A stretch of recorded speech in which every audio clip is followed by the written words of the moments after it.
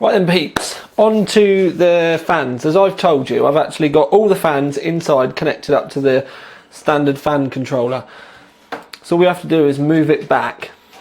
Now on the left hand side we've got the front and the top. Now the top ones, I've obviously got all three of the fans, all three of the fans on the roof radiator up here. And you've got the just the button, you can just press it and there's three settings. You've got the blue, which is slow. You've got kind of half blue, half red, which looks purple, which is medium. And then it bleeps again and goes bright red, although it does change quickly afterwards to go full speed. That's the radiators for the radiator and the roof. So I turn that back down again. Now, on the right hand side we've got a section for hard drive and GPUs. Now there's a total of 6 possible fans that we've got down there that you can connect up. So what I've got is I've got the 4 fans for the radiators on that, and also the rear exhaust for the back of the case. So basically on the left, the front does the front fan, top does the top fan, and these two on this side do the fans on the radiators in the bottom and the rear exhaust, and it's exactly the same again. And that's it. Now what I'm going to do is I'm just going to turn these down, and I'm going to take the no, actually we'll do it from the outside. Now I'm going to take my microphone off, and we've got the fan and we've got the pump on full tilt at the moment as well, so if you do hear any noise, it's that. I've also got my rig on behind me. But right, I've got the microphone there so you can see it. Now press the button once, that's medium. Really doesn't make a lot of difference to noise at all, putting it on medium. Press it again.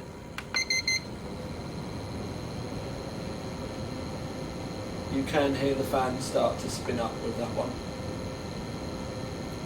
To be honest, I'd probably run it on medium most of the time. There doesn't seem to be a lot of temperature difference anyway, but just so that you're happy with it. Now what I'm going to do is I'm going to move the microphone now down to the left hand side of the case where the air gets pulled in. So we're down there. I'm going to turn the top fan back onto slow.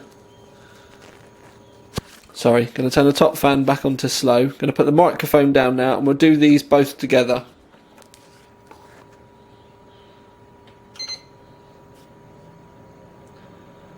Medium.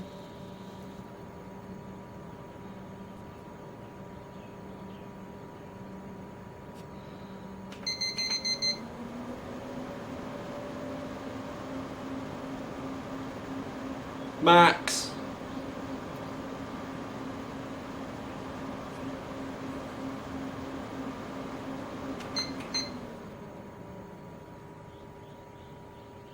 Low.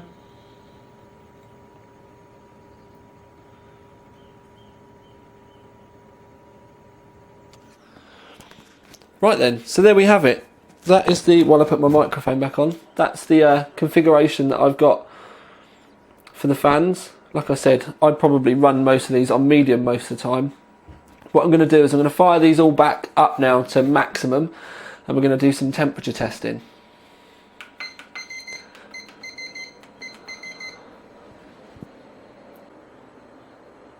Right then, on to some temperature testing. Take a look at the bottom temperature there, 17.3 degrees. That's the inside temperature at the moment. Although it doesn't feel that cold in here, I have to admit. I'm only still doing a t-shirt.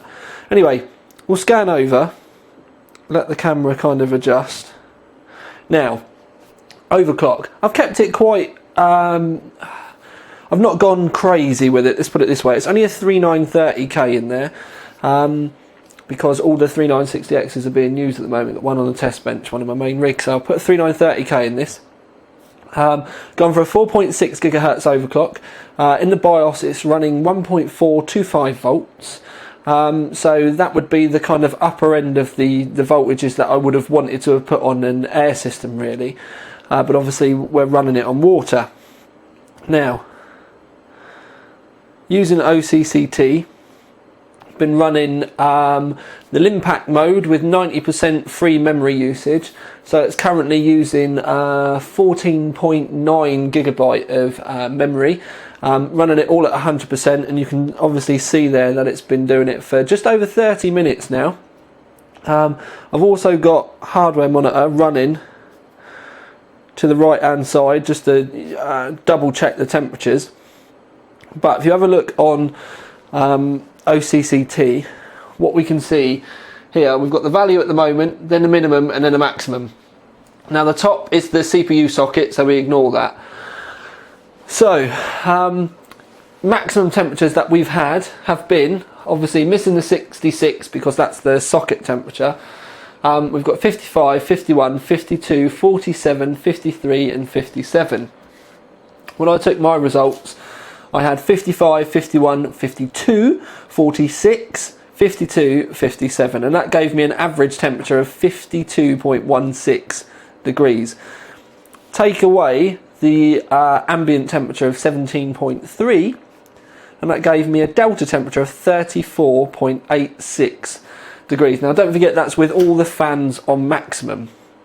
Now what I'm going to do is I'm actually going to leave, move the camera a bit, I'm actually going to leave the system running as it is now. And all I'm going to do is I'm going to turn because the pump is on max, I'm going to turn the pump back to half or 3, whatever you want to call it, and then turn the fans down to medium. Because when you turn them down to low, they are really, really low. So I'm going to turn the fans to medium, turn the pump down to medium as well, kind of like halfway, and then we'll leave this running and see where we are in another 30 minutes. Right then peeps, 19.5 degrees ambient temperature, scroll across, still running the same settings. Now, I'll show you the hardware monitor quick, just so that you can see the results that we got there, but then we'll move over to, in fact I'll move the camera so we're a little bit straighter, there we go. So we've moved on to OCCT. As you can see down the right hand side, we've got the temperatures, maximum temperatures there, which is what we'll be watching. Run a little bit over on the testing. I was meant to have brought you back in an hour, but I had a visitor come round and I completely forgot about this. But anyway, temperatures I got when I took my results were 61, 56, 57, 52, 57, 61. That gave us an average temperature of 57.3 degrees. Take away the 19.5 degrees ambient temperature, and that gives us a 37.8 degrees delta temperature. Now, need to kind of say we've turned the pump down, we've turned the fans down, and we've only added 3 degrees. So it's done really, really well. Like I said, it's now running as near as damn it. It's not silent, but it's very quiet. There's only a faint hum from the pump. I can hear that more than I can the fans now. So we've got a 1.425 volt overclock. Obviously we're not really stressing the graphics cards yet, but with the CPU overclock, with CPU stress testing, we're getting average temperatures below 60 degrees. Obviously we've got the odd core that's gone up to 61, but I'm more than happy with those temperatures. Now what I'm going to do is we're going to move on, we're going to do some Unigine loops, and by Unigine loops that will be stressing the graphics cards more, so we can see what sort of temperatures we get out of the graphics cards. Then after Unigine, we'll then move on and do a couple of 3D Mark runs just to get some kind of performance results as well. So yes, it's time for me to start cracking on with Unigine. Right then peeps, 21.4 degrees. Let's come back out.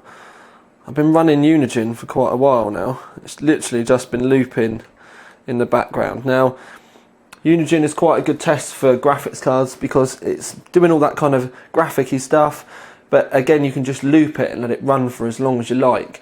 And unlike things like Thermark and stuff, a lot of the graphics cards don't see this and then kind of like throttle back. So it's not an amazing graphical test. You may get warmer temps with some of the games, but it's just a nice easy one from my point of view that I can just click it, let it run, carry on with something else, and then just come back to it when I need it. So I've used this for quite a while. Anyway, so over on to, it was just an open and run, by the way. I changed no settings. If I zoom you in a bit.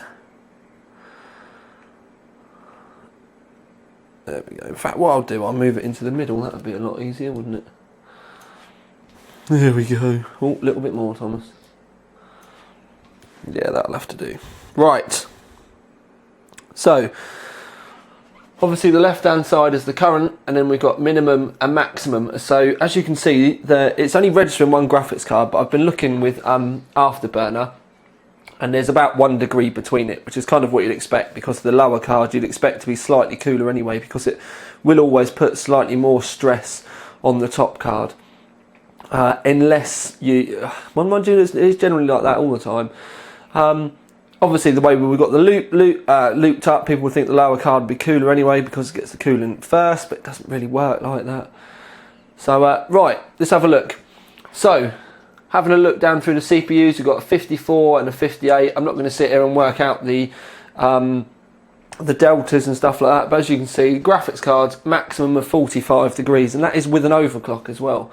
I've got them running at 1100 core and 1450 on the memory, so fairly reasonable overclock on it. Nothing too insane, but nothing too conservative either.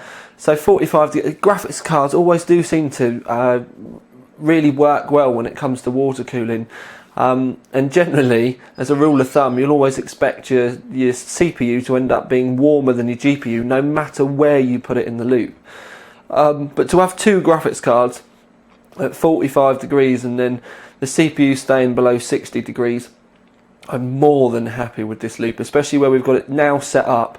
This is on the we've got the fans on medium and the pump on in the middle as well, so a medium on the pump as well. It's really, really quiet, and we're still getting these temperatures, so I'm more than happy with the way I've put it together. But what I'm going to do now is that I'm going to run some 3D Mark stuff, so I will be back shortly.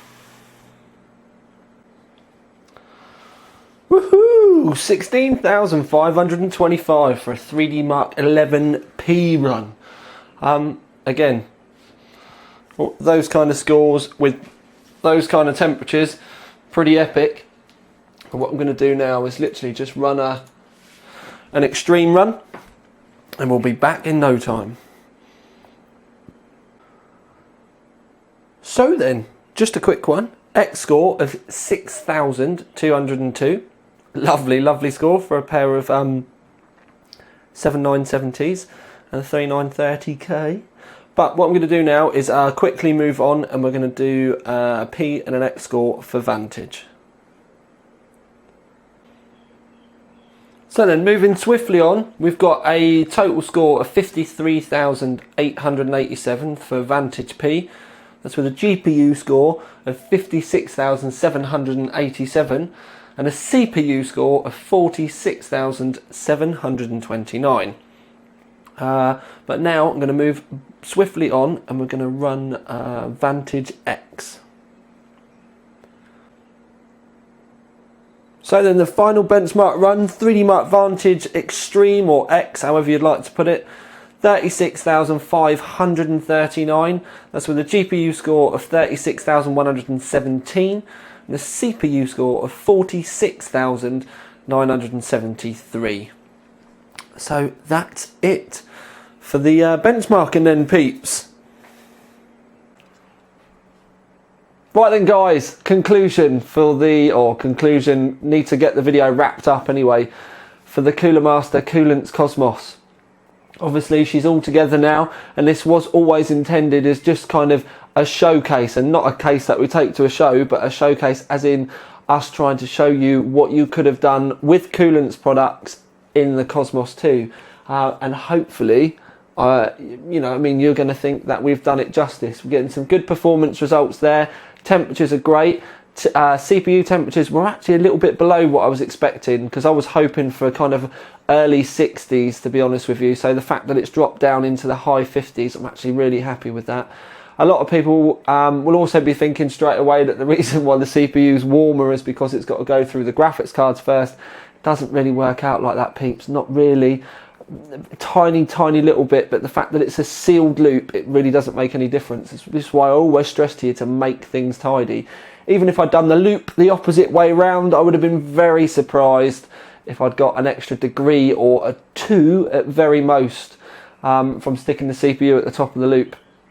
So it really doesn't make any difference. That's why I always stress to you, just make everything tidy, because that's, you get more out of having an aesthetically pleasing loop than you will do by dropping your rig like a degree or 2 and having it looking terrible. So hopefully this is giving you guys some inspiration with what you can do with the Koolance kit, or if you're going to be looking at buying or building into a Cosmos 2 in the not too distant future. But this is kind of my take on it with the amount of time that I had available. But seeing as that's more than likely a courier here to bring me some more goodies, I'm going to leave this video here and say this is Tiny Tom Logan with the finished Coolermaster Koolance Cosmos in association with Specialtech. Make sure you go and click on the link underneath and go and have a look at the Specialtech website as well, because that is my favoured water cooling shop in the UK. As in, if I was going to tell you to buy, if you were asking me where to buy water cooling stuff, I will always send you to Specialtech first, because they're an amazing group of people over there and I've got a lot of time for them. But for now at least, this is Tiny Tom Logan with another video for you. Out.